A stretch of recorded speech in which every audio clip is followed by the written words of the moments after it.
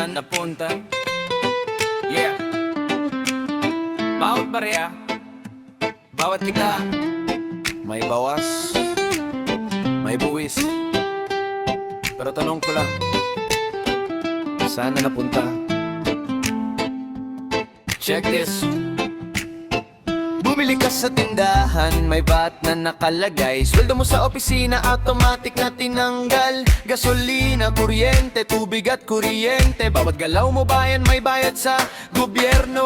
Sabi nila, tax is the lifeblood. Dapat dumaloy, dapat gamitin sa tama. Pero bakit ang daloy? Pataas lang pataas, papunta sa bulsa, hindi sa kalsada. Libo-libong piso, taon-taon lumilipas. Nagbabayad tayo ng tapat at walang palusot. Pero pagtingin mo paligid, sira-sira pa rin ang pondo ng bayan. Parang tubig na nasayang lang din.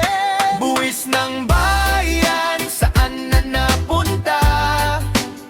Bakit ang hirap pa rin? Bakit kulang pa rin? Dapat ay serbisyo, dapat ay proyekto. Pero bakit sa bulsa to, doon lang napupunta? Buwis ng bayan, saan na napunta? Kami ay nagbabayad, kayo naman nagnakaw.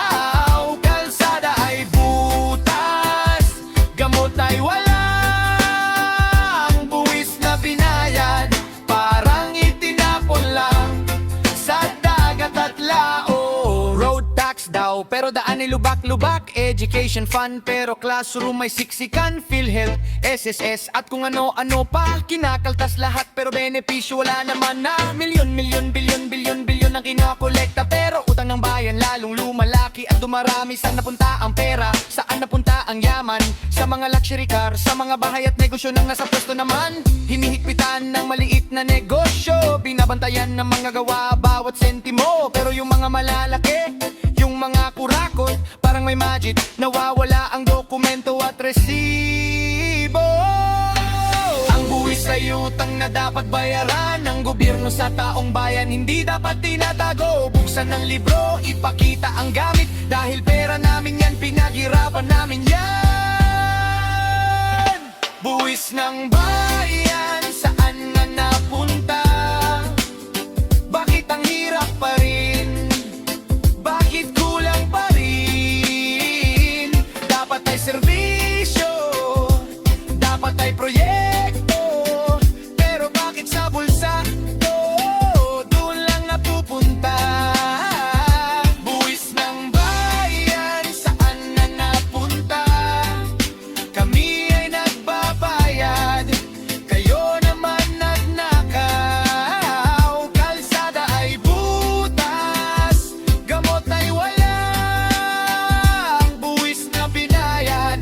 Parang itinapon lang sa dagat at laot. Yeah.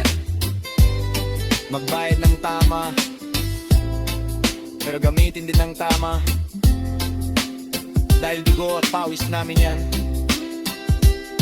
hindi pwedeng basta personal lang.